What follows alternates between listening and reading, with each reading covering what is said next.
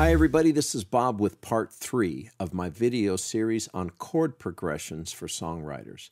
Now in part 2 we covered basic chord construction, building triads in a major key and using those chords to create chord progressions.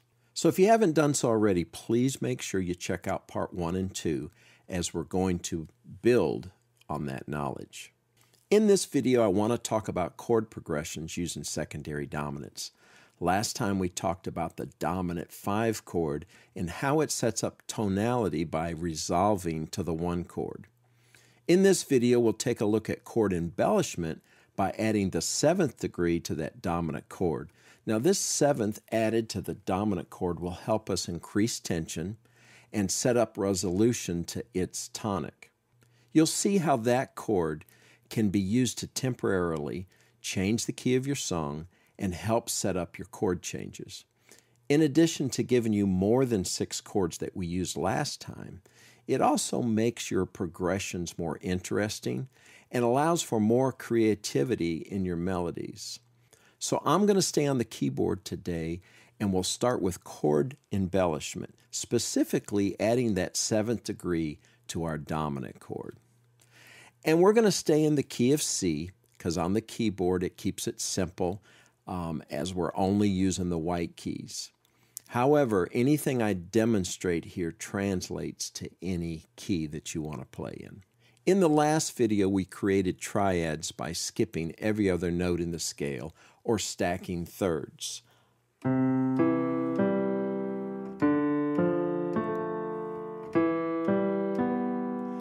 Now, if we continue with that process of skipping notes or stacking thirds, our 4th note becomes a 7th, C major 7, D minor 7, and E minor 7, and so on. Now, if I just continue with this stacking of thirds, I have a 9th. And if I do it again, an 11th. So that's how we basically embellish our chords.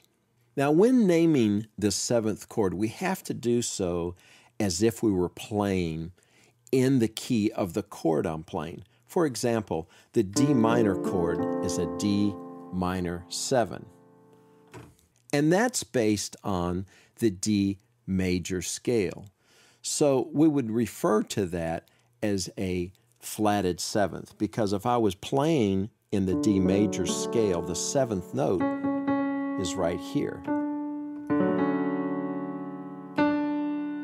So when I play my D minor, I'm not playing that note, I'm playing this note. It's a flatted 7th. So the flatted 7th is referred to as a 7th. If I was playing this as a major 7th, it would be like so, because this note is found naturally in D major. Now if I go to my C chord, I can see when I add that 7th, that is a major 7th because this B note is found naturally in the key of C. So if I play my chords in the key of C and add the 7th, I have C major 7, D minor 7, E minor 7, F major 7, because this note is found naturally in the F major scale, G7, A minor 7, and then this would be a B minor 7 with a flat 5. One little tip here, there's only 2 chords in a major key that are a major 7. So that's your 1 is major, that's a C major 7, and the F or the 4 chord, F major 7. Now remember, the 5 chord created tension by using the leading tone or that half step from 7 to 8.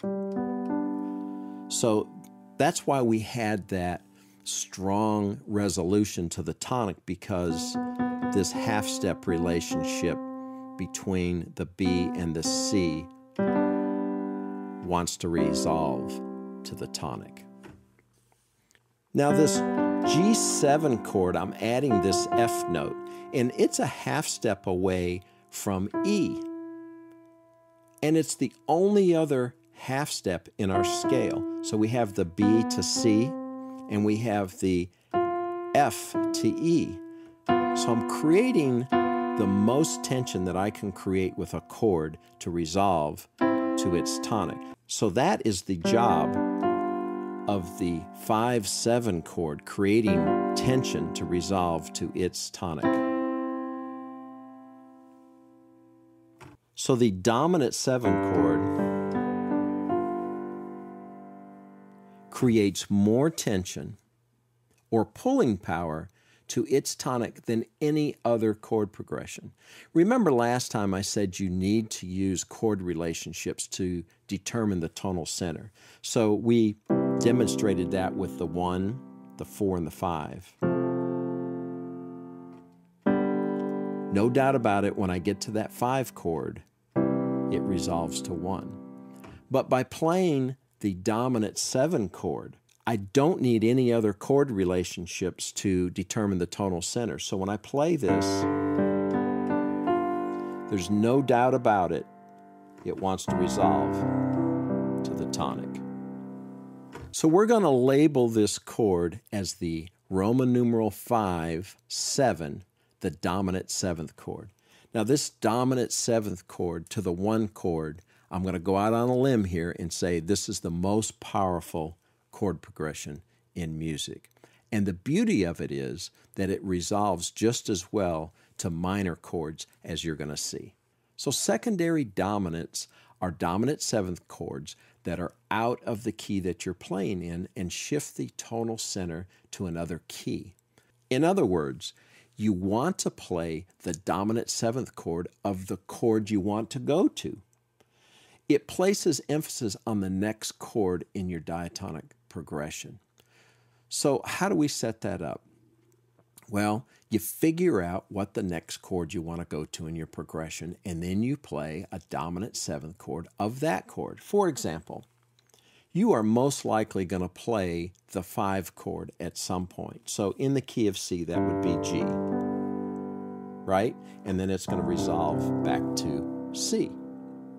So what is the 5 of G? So let's do a little simple math here. Just count up 5 steps. 1, 2, 3, 4, 5. So it is D. So if I play this chord as a D7, because remember, normally we play D minor in the key of C, but this time I'm going to play D7. And it wants to resolve to G. So that's a secondary dominant because the D7 chord, this is not in the key of C. Remember, it's all the white notes. So that dominant 7 chord now resolves to G, which is the dominant chord in the key of G. So I'm going to play that as a 7, and it resolves to C.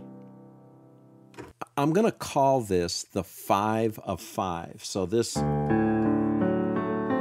the 5 of 5, and then I go to my 5 chord, which resolves back to the 1.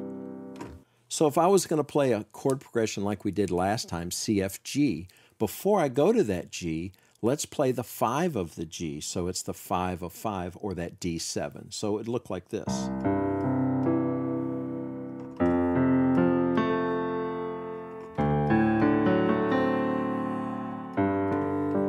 See how that set up that G chord nicely? And then I'll add the 7th there, and that will take us back to the tonic. Now we already know that 2, 5, 1, that D minor, go into the 5 chord, and then go into the 1. Works very well. So we may be using that 2, 5, 1 a lot. Well, what's the 5 of 2? So 2 is D, right?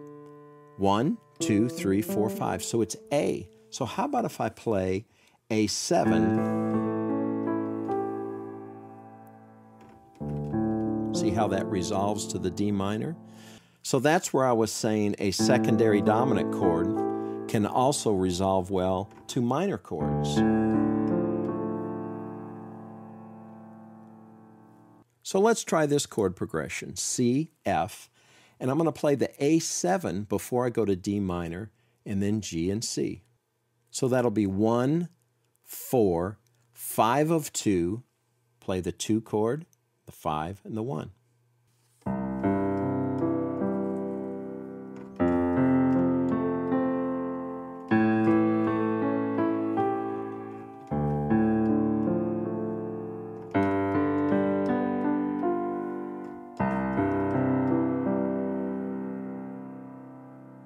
Works nicely together. Let's try A minor. What is the 5 of A minor? Remember, we were doing that in the last video. We were using A minor a lot. Well, what's the 5 of A minor? Well, you can count it. 1, 2, 3, 4, 5. It's E. So we're going to make that an E7. That would be a secondary dominant. It's the 5 of 6. A minor is the 6th chord in the key of C. So all I have to do is play E7. That's the 5 of 6.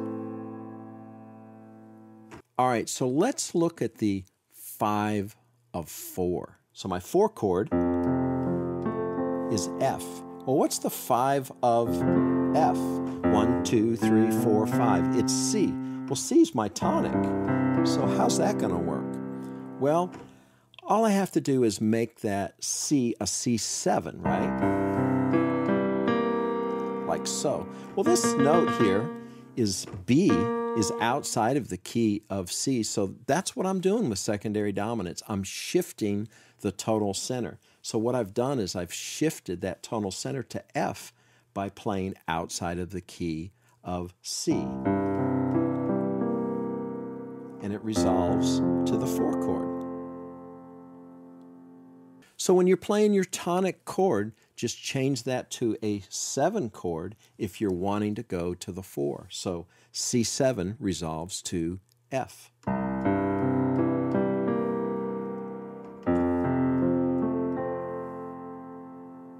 Very nice. How about the 5 of 3? We haven't done that yet. The 3 chord in the key of C is E minor. 1, 2, 3, 4, 5. The 5 would be B. Remember, we couldn't really use that B because it was that diminished chord, but we can use it as a secondary dominance because now we'll make it a B7, and that B7 resolves very nicely to the 3 chord. So let's try this. The B7.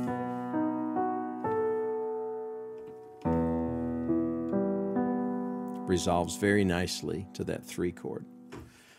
So you can see that secondary dominance was used for almost every chord. The only one we didn't use was the F. We didn't go to the F and use that as a secondary dominant because that would resolve to the B, and the B was that diminished chord. So as we said in the last video, that B diminished is not very useful.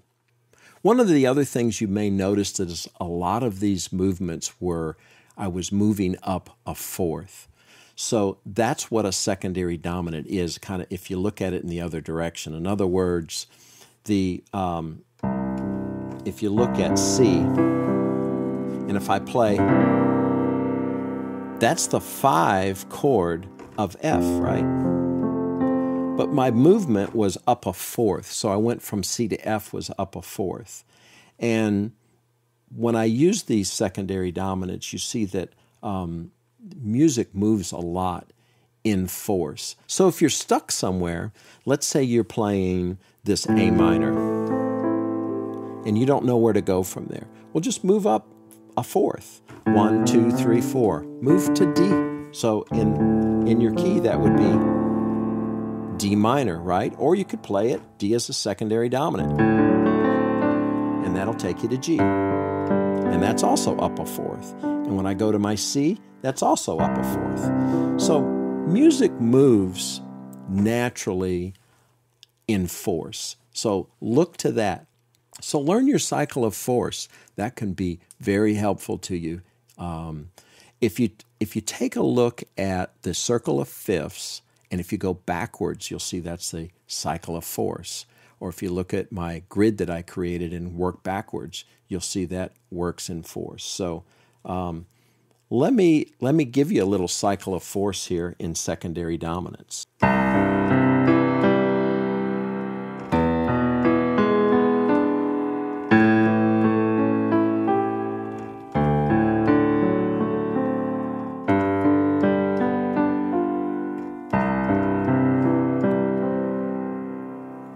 So there you go. We kind of scratched the surface on secondary dominance, the cycle of fourths, a great way for you to make your chord progressions more interesting and help you be more creative with your melodies. So I know this is a big topic, probably left out a few things, so hit me up with some questions. So please comment, subscribe, and let me know if I've left anything out. So thanks again for watching, and I'll see you in the next video.